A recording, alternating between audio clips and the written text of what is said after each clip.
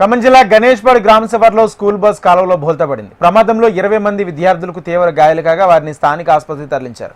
ప్రమాద సమయంలో బస్సులో 107 మంది విద్యార్థులు ఉన్నట్లు గుర్తించారు. మొద్దులగూడెం గ్రామంలో శ్రీ వివేకానంద పాఠశాలకు చెందిన స్కూల్ బస్గా గుర్తించారు. అయితే బస్ బోల్తాపడిన సమయంలో కాలువలో నీళ్లు లేకపోవడంతో పెను ప్రమాదం తప్పింది.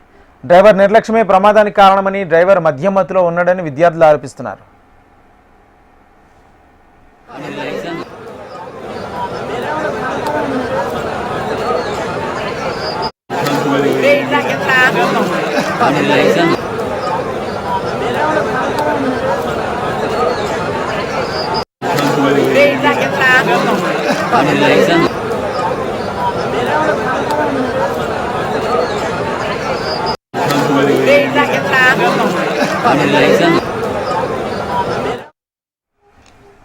ఖమ్మం జిల్లా గణేష్పాడు గ్రామ శివారులో స్కూల్ బస్ కాలువలో బోల్తాపడింది. ప్రమాదంలో 20 మంది విద్యార్థులకు తీవ్ర గాయాలు కాగా వారిని స్థానిక ఆసుపత్రికి తరలించారు.